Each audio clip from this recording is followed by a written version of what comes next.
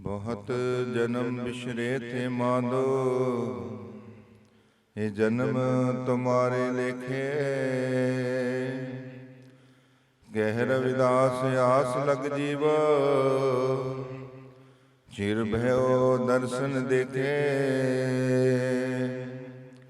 बाबा पिपल दास गुरु सरवण दास, हरिदास गुर जोए। सो हमरी रखिया कर है, बिगड़ न लागे कोय। धन धन सतगुरु गरीबदास, बंधो नित सुबह शाम। चरण कमल को दंडवत, कोट कोट प्रणाम। आदरणी बंदनी गुरु प्यारी साध संगत जियो, आप सब संगतां बहुत ही बड़भागी हो कि आप सब संगतां ब्रह्म ज्ञानी ब्रह्मलीन गरीबां दे मसीहा परमात्मा स्वरूप सतगुरु स्वामी सरवणदास महाराज जी दे पावन पवित्र दरबार ते बैठ के अपना जीवन सफल कर रहे हैं। सतगुरु स्वामी सरवणदास महाराज जी जिन्हां ने इस पावन पितर दरबार ते बैठ के घोर तपस्या की, श्वास श्वास परमात्मा दा नाम जपिया ते संसारी जीवां नूं प्रभु परमेश्वर परमात्मा दे नाम दे नाल जोड़िया। जिहड़े साधु महात्मा हुंदे ने वो आप नाम जपदे ने ते संसारी जीवां नूं नाम जपण दा उपदेश बख्शिश करदे ने। क्योंकि जिहड़े पूਰਨ साधु महात्मा ने वो आप जन्म मरण दे गेड़ तो मुक्त हुंदे ने ते वो संसारी जीवां नूं भी समझाउंदे ने कि भाई परमेश्वर परमात्मा दा नाम जप के प्रभु दी बंदगी करके अपने जन्म मरण दे गेड़ नूं खत्म करना है, 84 दे चक्कर नूं खत्म करना है। वो किस तरह खत्म हो सकता है? प्रभु परमेश्वर परमात्मा दे नाम दे नाल। नाम दे जरिए असीं उस 84 दे चक्कर नूं खत्म कर सकते हाँ। परमेश्वर परमात्मा दी बंदगी दे नाल असीं उस नूं खत्म कर सकते हाँ। मेरे साहब सतगुरु रविदास महाराज जी समझा रहे ने, साधु की जो लेह ओट, तेरे मिट है पाप सब कोट कोट। कह रविदास जो जपे नाम, तिस जात ना जन्म ना जून काम। कि भाई इस संसार दे विच जिहड़ा जी पूर्ण साधु महात्मा दे चरणां दा ओट आसरा लवेगा। क्योंकि साधु महात्मा कौन ने? वो परमेश्वर वो परमात्मा दे प्यारे। मेरे राम राय तू संतां का संत तेरे। जिहड़े पूर्ण साधु महात्मा ने वो संत महापुरुष ने वो परमेश्वर परमात्मा दे प्यारे ने। ते फिर जिहड़ा भी जीव इस संसार दे विच आके उन्हां दे चरणां दा ओट आसरा लैंदा है, पाप उन्हां तो परमेश्वर परमात्मा दे नाम दी प्राप्ति करके उसका सिमरन करदा है। ते मेरे साहब सतगुरु रविदास महाराज जी समझा रहे ने कि उस जीव दे एक नहीं, हजारां नहीं, लखां नहीं, करोड़ां ही पापां दा नाश हो जांदा। कह रविदास जो जपे नाम, तिस जात ना जन्म ना जून काम। फिर जिहड़ा जीव परमेश्वर परमात्मा दे नाम दी बंदगी करता है, सिमरन करता है, तो उस जीव दे जिहड़े जन्म मरण दे गेड़ ने वो सारे खत्म हो जाते हैं। ये पूर्ण साधु महात्मा ही इस जीव की जिहड़ी 84 दे चक्कर है, जन्म मरण दे गेड़ है, ये खत्म कर सकते हैं। जिवें मेरे साहब सतगुरु रविदास महाराज जी संसार दे विच आए, उन्होंने भी आके परमेश्वर परमात्मा दा नाम जपिया, श्वास श्वास प्रभु दे नाम दी बंदगी की। पर मेरे साहब सतगुरु रविदास महाराज जी खुद परमेश्वर, खुद परमात्मा सन। ओ काल परमेश्वर परमात्मा सतगुरु रविदास महाराज जी दा रूप धारण करके संसार दे विच आए, जिन्हां ने संसार दे विच रह के परमेश्वर परमात्मा दी बंदगी की, सिमरन कीता। ते परमेश्वर परमात्मा दे विच ही अभेद हो गए। ते परमात्मा नूं की कह रहे ने, तो ही मोही मोही तो ही अंतर कैसा। कि परमात्मा जी तेरे ते मेरे विच कोई अंतर नहीं। ਅਸੀਂ ਵੀ ਆਪ ਦਾ ਹੀ ਰੂਪ ਹੋ ਗਏ, ਆਪ ਦਾ ਨਾਮ ਜਪ ਕੇ ਅਸੀਂ ਵੀ ਆਪ ਜੀ ਦੇ ਵਿੱਚ ਹੀ ਅਭੇਦ ਹੋ ਗਏ। ਫਿਰ ਜਿਹੜਾ ਵੀ ਜੀਵ ਇਸ ਸੰਸਾਰ ਦੇ ਵਿੱਚ ਆ ਕੇ ਪ੍ਰਭੂ ਦੀ ਬੰਦਗੀ ਕਰਦਾ ਹੈ, ਸਿਮਰਨ ਕਰਦਾ ਹੈ, ਅੰਦਰੋਂ ਮਾਲਕ ਦੇ ਨਾਲ ਜੁੜ ਜਾਂਦਾ ਹੈ ਤੇ ਉਹ ਵੀ ਮਾਲਕ ਦੇ ਵਿੱਚ ਅਭੇਦ ਹੋ ਜਾਂਦਾ ਹੈ ਤੇ ਮਾਲਕ ਦਾ ਹੀ ਰੂਪ ਹੋ ਜਾਂਦਾ ਹੈ। ਪਰ ਇਹ ਮਾਲਕ ਦੇ ਨਾਲ ਜੀਵ ਕਦੋਂ ਮਿਲਦਾ ਹੈ? ਜਦੋਂ ਇਸ ਨੂੰ ਕੋਈ ਪੂਰਨ ਸਾਧੂ ਮਹਾਤਮਾ ਮਿਲ ਜਾਣ। ਜਦੋਂ ਇਸ ਜੀਵ ਆਤਮਾ ਨੂੰ ਕੋਈ ਪੂਰਨ ਸਾਧੂ ਮਹਾਤਮਾ ਮਿਲ ਜਾਂਦਾ ਹੈ ਤੇ ਫਿਰ ਉਹ ਪਰਮੇਸ਼ਰ ਪਰਮਾਤਮਾ ਨੂੰ ਮਿਲਣੇ ਦਾ ਰਸਤਾ ਦੱਸ ਦਿੰਦੇ ਨੇ। ਮਿਲਤ ਪਿਆਰੋ ਪ੍ਰਾਨਨਾਥ ਕਬਨ ਭਗਤ ਤੇ ਸਾਧ ਸੰਗਤ ਪਾਈ ਪਰਮ ਰਤਨ। ਜਿਵੇਂ ਮੇਰੇ ਸਾਹਿਬ ਸਤਿਗੁਰੂ ਰਵਿਦਾਸ ਮਹਾਰਾਜ ਜੀ ਦੇ ਚਰਨਾਂ ਦੇ ਵਿੱਚ ਸੰਗਤ ਨੇ ਬੇਨਤੀ ਕੀਤੀ ਕਿ ਮਹਾਰਾਜ, ਜੇਕਰ ਉਸ ਪਰਮੇਸ਼ਰ ਪਰਮਾਤਮਾ ਨੂੰ ਮਿਲਣਾ ਹੋਵੇ ਤਾਂ ਕਿਸ ਤਰ੍ਹਾਂ ਮਿਲਿਆ ਜਾ ਸਕਦਾ ਹੈ?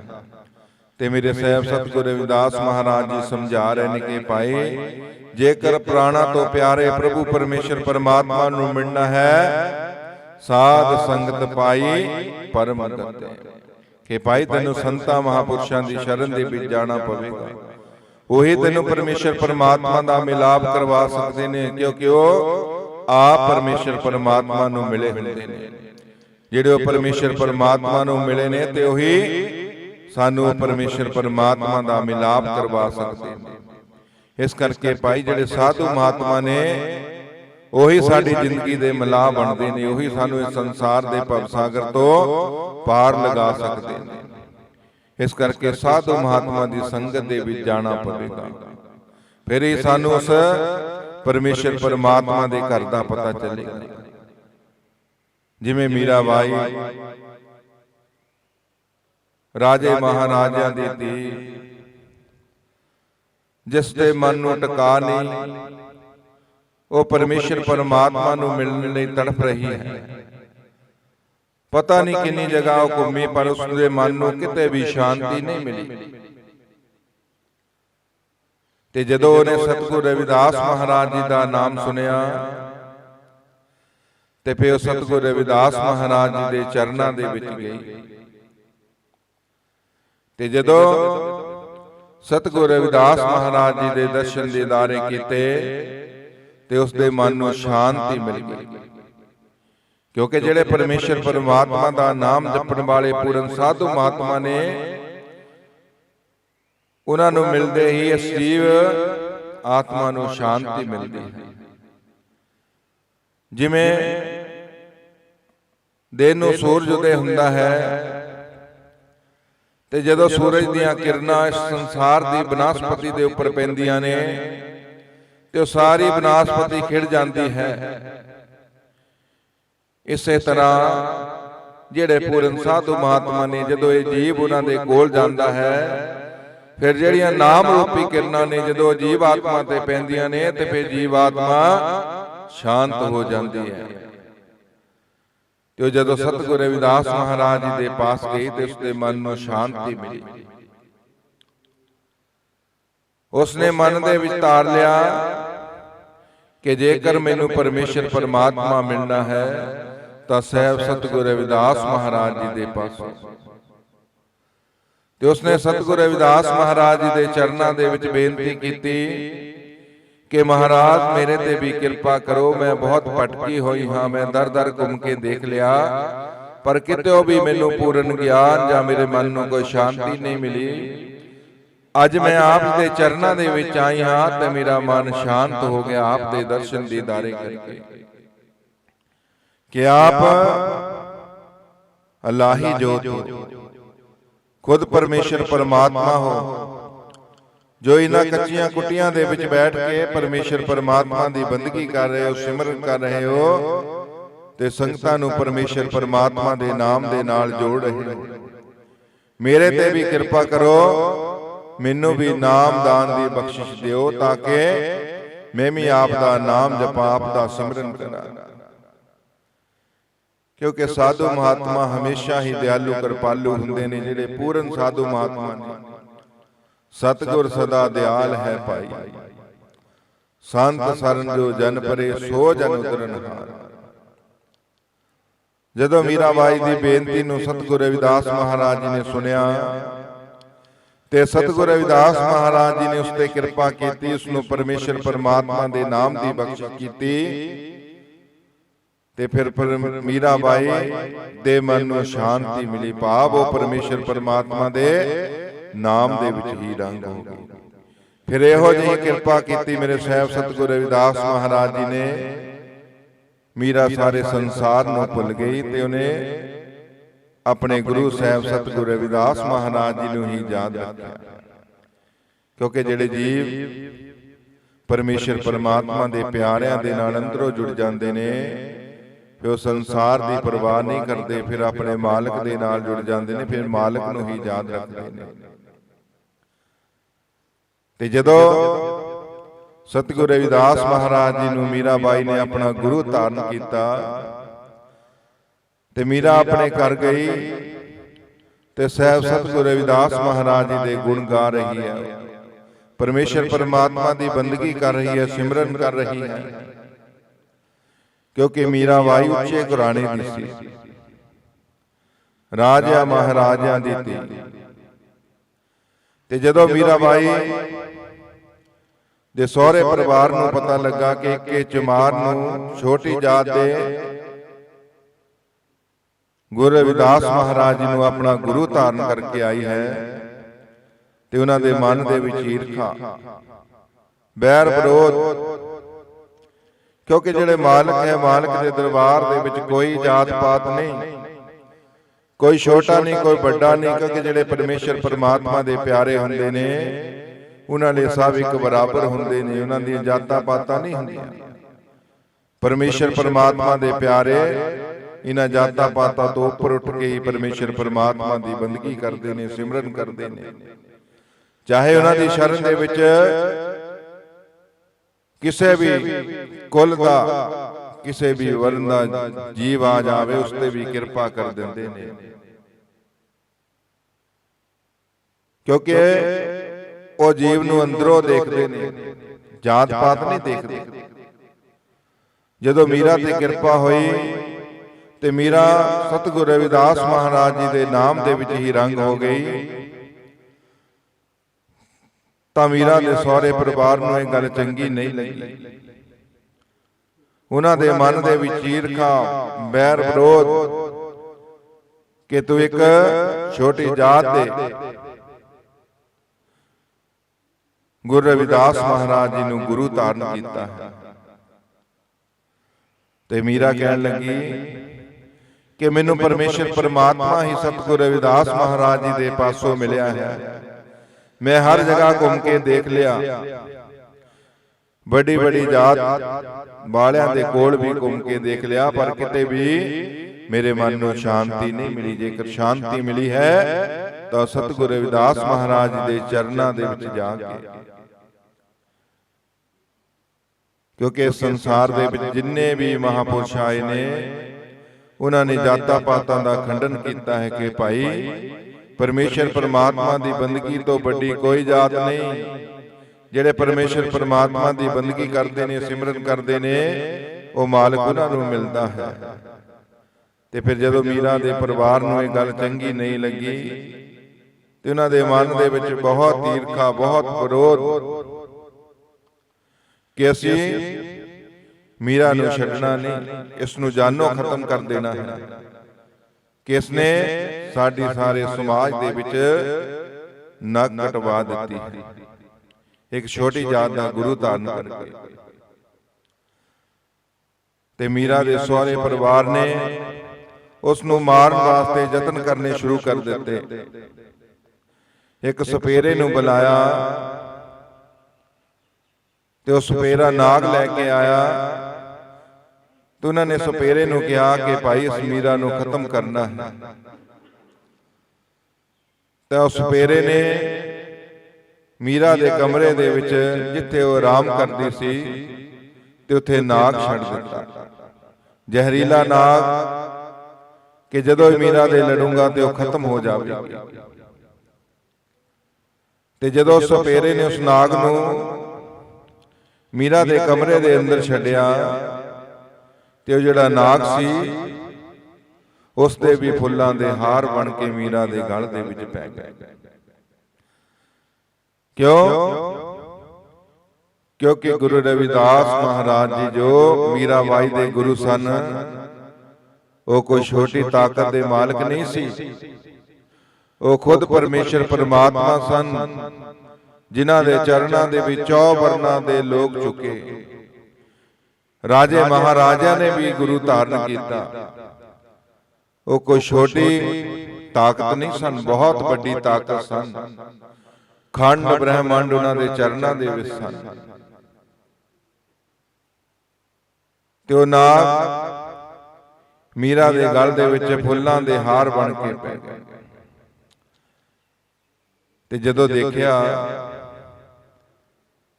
ਤੇ ਮੀਰਾ ਦੇ ਪਰਿਵਾਰ ਬੜਾ ਹੈਰਾਨ ਹੋਇਆ। ਫਿਰ ਵੀ ਉਹਨਾਂ ਨੂੰ ਸਮਝ ਨਹੀਂ ਆਈ। ਫਿਰ ਉਹਨਾਂ ਨੇ ਮੀਰਾ ਨੂੰ ਬਾਣ ਵਾਸਤੇ ਇੱਕ ਜ਼ਹਿਰ ਦਾ ਪਿਆਲਾ ਤਿਆਰ ਕੀਤਾ ਤੇ ਉਹ ਮੀਰਾ ਨੂੰ ਪਿਲਾਉਣ ਵਾਸਤੇ ਮੀਰਾ ਦੇ ਪਾਸ ਲੈ ਕੇ ਗਏ। ਉਹਨਾਂ ਦੇ ਮਨ ਦੇ ਵਿੱਚ ਇਹ ਸੀ ਕਿ ਜਦੋਂ ਇਹ ਜ਼ਹਿਰ ਪੀ ਲਵੇਗੀ ਤੇ ਖਤਮ ਹੋ ਜਾਵੇਗੀ, ਕਿਉਂਕਿ ਜਿਹੜੀ ਜ਼ਹਿਰ ਹੈ ਉਹ ਛੱਡਦੀ ਨਹੀਂ, ਉਹ ਖਤਮ ਕਰ ਦਿੰਦੀ ਹੈ ਬੰਦੇ ਨੂੰ, ਜਿਹੜੀ ਜ਼ਹਿਰ ਹੈ। ਤੇ ਉਹ ਮੀਰਾ ਦੇ ਕੋਲ ਲੈ ਕੇ ਗਏ ਤੇ ਕਹਿਣ ਲੱਗੇ ਕਿ ਮੀਰਾ, ਇਹ ਅੰਮ੍ਰਿਤ ਪਿਆਲਾ ਹੈ, ਸਾਹਿਬ ਸਤਿਗੁਰੂ ਰਵਿਦਾਸ ਮਹਾਰਾਜ ਜੀ ਨੇ ਭੇਜਿਆ ਹੈ ਤੇਰੇ ਵਾਸਤੇ। ਤੇ ਮੀਰਾ ਨੇ ਸਾਹਿਬ ਸਤਿਗੁਰੂ ਰਵਿਦਾਸ ਮਹਾਰਾਜ ਜੀ ਦਾ ਨਾਮ ਲੈ ਕੇ ਉਹ ਜ਼ਹਿਰ ਦਾ ਪਿਆਲਾ ਵੀ ਪੀ ਲਿਆ। ਤੇ ਉਹ ਘਰ ਦੇ ਜੋ ਪਰਿਵਾਰ ਦੇ ਮੈਂਬਰ ਸਨ, ਉਹ ਦੇਖਦੇ ਰਹੇ ਕਿ ਹੁਣ ਖਤਮ ਹੁੰਦੀ ਹੈ, ਹੁਣ ਖਤਮ ਹੁੰਦੀ ਹੈ। ਪਰ ਕਾਫੀ ਸਮਾਂ ਬੀਤ ਗਿਆ, ਮੀਰਾ ਨੂੰ ਕੁਝ ਨਹੀਂ ਹੋਇਆ। ਉਹ ਬੜੀ ਵਧੀਆ ਤੰਦਰੁਸਤ ਤੇ ਘਰ ਦੇ ਦੇਖ ਕੇ ਫਿਰ ਹੈਰਾਨ ਹੋ ਗਏ ਕਿ ਅਸੀਂ ਜ਼ਹਿਰ ਦਾ ਪਿਆਲਾ ਦਿੱਤਾ, ਫਿਰ ਵੀ ਖਤਮ ਨਹੀਂ ਹੋਈ। ਪਰ ਜਿਸ ਦੇ ਪਿੱਛੇ ਉਹ ਤਾਕਤ, ਐਡੀ ਵੱਡੀ ਤਾਕਤ ਗੁਰੂ ਦੀ ਹੋਵੇ ਤੇ ਫਿਰ ਉਸ ਦਾ ਕੋਈ ਕੁਝ ਨਹੀਂ ਵਿਗਾੜ ਸਕਦਾ। ਫਿਰ ਗੁਰੂ ਦੀ ਤਾਕਤ ਕੰਮ ਕਰਦੀ ਹੈ। ਤੇ ਉਹਨਾਂ ਨੇ ਇਸ ਤਰ੍ਹਾਂ ਬਹੁਤ ਯਤਨ ਕੀਤੇ, ਪਰ ਉਹ ਖਤਮ ਨਹੀਂ ਕਰ ਸਕੇ ਮੀਰਾਬਾਈ ਨੂੰ। ਆਖਰ ਉਹ ਸਾਰੇ ਪਰਿਵਾਰ ਨੂੰ ਵੀ ਮੀਰਾ ਦੇ ਚਰਨਾਂ ਦੇ ਵਿੱਚ ਝੁਕਣਾ ਪਿਆ। ਉਹਨਾਂ ਨੂੰ ਵੀ ਮਾਫੀ ਮੰਗਣੀ ਪਈ ਕਿ ਅਸੀਂ ਸਮਝ ਨਹੀਂ ਸਕੇ ਕਿ ਆਪ ਦੇ ਪਾਸ ਇਹੋ ਜਿਹੀ ਵੱਡੀ ਤਾਕਤ ਹੈ, ਆਪ ਦਾ ਗੁਰੂ ਇੰਨਾ ਤਾਕਤਵਰ ਹੈ, ਸਾਨੂੰ ਮਾਫ ਕਰ ਦਿਓ, ਅਸੀਂ ਬਹੁਤ ਯਤਨ ਕੀਤੇ ਨੇ ਆਪ ਨੂੰ ਖਤਮ ਕਰਨ ਦੇ। ਤੇ ਫਿਰ ਮੀਰਾ ਆਪਣੇ ਸਹੁਰੇ ਪਰਿਵਾਰ ਨੂੰ ਵੀ ਸਤਿਗੁਰੂ ਰਵਿਦਾਸ ਮਹਾਰਾਜ ਜੀ ਦੇ ਚਰਨਾਂ ਦੇ ਪਾਸ ਲੈ ਕੇ ਗਈ। ਉਹਨਾਂ ਨੇ ਵੀ ਸਤਿਗੁਰੂ ਰਵਿਦਾਸ ਮਹਾਰਾਜ ਜੀ ਨੂੰ ਆਪਣਾ ਗੁਰੂ ਧਾਰਨ ਕੀਤਾ। ਇਸ ਕਰਕੇ ਭਾਈ, ਜਿਹੜੀ ਨਾਮ ਦੇ ਵਿੱਚ ਤਾਕਤ ਹੈ, ਬਹੁਤ ਵੱਡੀ ਤਾਕਤ ਹੈ, ਜਿਸ ਦੇ ਅੱਗੇ ਹਰ ਇੱਕ ਜੀਵ ਨੂੰ ਝੁਕਣਾ ਪੈਂਦਾ ਹੈ। ਜੇਕਰ ਤੁਹਾਡੇ ਗੁਰੂ ਪੂਰੇ ਨੇ ਤੇ ਫਿਰ ਕੋਈ ਵੀ ਤੁਹਾਡਾ ਕੁਝ ਨਹੀਂ ਵਿਗਾੜ ਸਕਦਾ। ਹਮਰਾ ਕਹਾਂ ਕਰੋ ਸੰਸਾਰਾ, ਜਿਹਦੇ ਵੱਲ ਗੁਰੂ ਹੋ ਜਾਵੇ ਤੇ ਫਿਰ ਉਸ ਦਾ ਕੋਈ ਕੁਝ ਨਹੀਂ ਵਿਗਾੜ ਸਕਦਾ। ਏਕ ਮੁਕੰਦ ਕਰੇ ਉਪਕਾਰ, ਹਮਰਾ ਕਹਾ ਕਰੇ ਸੰਸਾਰ। ਫਿਰ ਇੱਕੋ ਪਰਮੇਸ਼ਰ ਪਰਮਾਤਮਾ ਨੇ ਜਿਹਦੇ ਤੇ ਕਿਰਪਾ ਕਰ ਦਿੱਤੀ ਹੈ, ਫਿਰ ਸੰਸਾਰ ਦੇ ਲੋਕ ਉਸ ਦਾ ਕੁਝ ਨਹੀਂ ਵਿਗਾੜ ਸਕਦੇ। ਇਸ ਕਰਕੇ ਭਾਈ ਸਤਿਗੁਰੂ ਰਵਿਦਾਸ ਮਹਾਰਾਜ ਜੀ ਇਸ ਸੰਸਾਰ ਦੇ ਵਿੱਚ ਆਏ ਨੇ। ਉਹ ਖੁਦ ਪਰਮੇਸ਼ਰ, ਖੁਦ ਪਰਮਾਤਮਾ ਸਨ, ਜਿਨ੍ਹਾਂ ਚਰਨਾਂ ਦੇ ਵਿੱਚ ਰਾਜੇ ਮਹਾਰਾਜੇ ਵੀ ਝੁਕੇ, ਜਿਨ੍ਹਾਂ ਨੂੰ ਆਪਣਾ ਉਹਨਾਂ ਨੇ ਗੁਰੂ ਧਾਰਨ ਕੀਤਾ ਹੈ। ਇਸ ਕਰਕੇ ਭਾਈ, ਅਸੀਂ ਵੀ ਉਹ ਪਰਮੇਸ਼ਰ ਪਰਮਾਤਮਾ ਦੇ ਚਰਨਾਂ ਦੇ ਨਾਲ ਜੁੜਨਾ, ਉਸ ਮਾਲਕ ਦੇ ਚਰਨਾਂ ਦੇ ਨਾਲ ਜੁੜਨਾ ਹੈ, ਕਿਉਂਕਿ ਸਾਡਾ ਜੀਵਨ ਉਸ ਪਰਮੇਸ਼ਰ ਪਰਮਾਤਮਾ ਦੇ ਨਾਮ ਦੇ ਨਾਲ ਹੀ ਸਫਲ ਹੋਣਾ ਹੈ।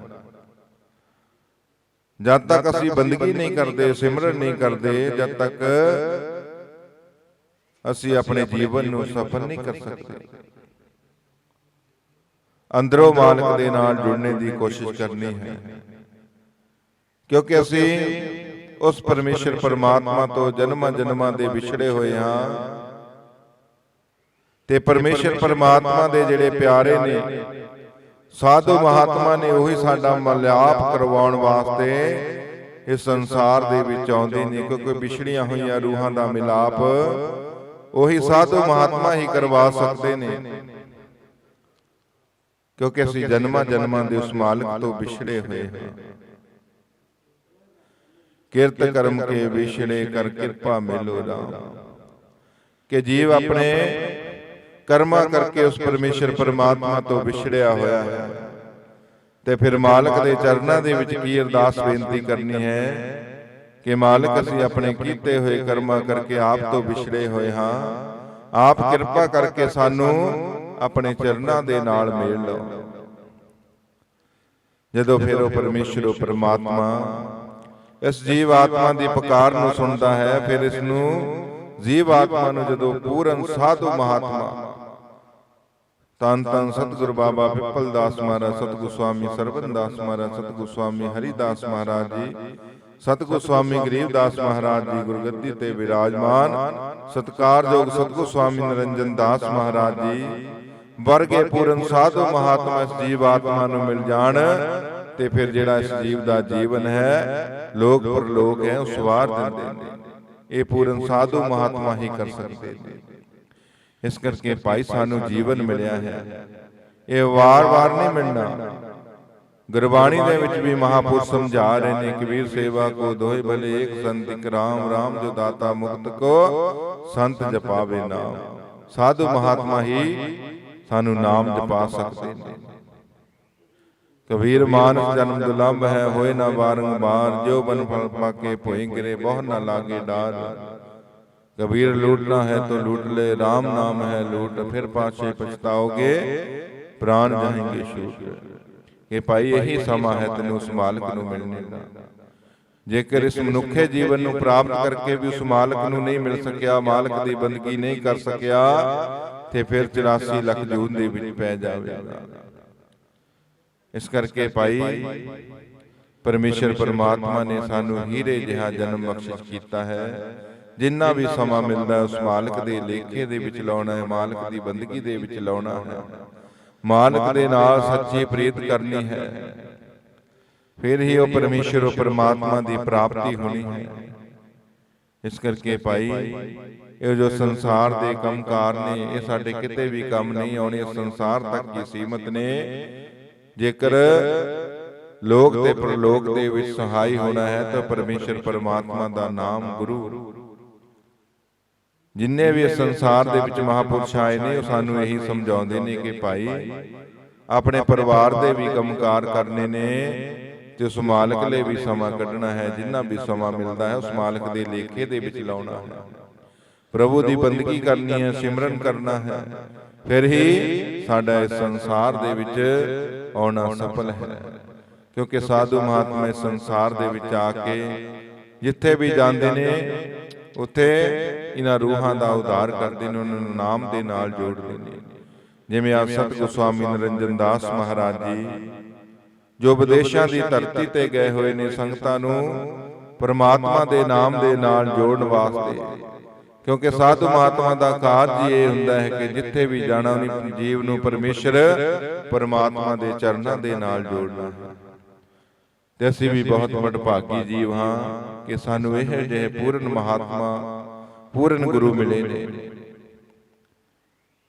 इस करके भाई श्वास श्वास परमात्मा दे नाम दी बंदगी करनी है, सिमरन करना है, अपना जीवन लेखे दे विच लाउणा है, फिर ही साडा इस संसार दे विच आउणा सफल है। जपो जी सतनाम सतनाम।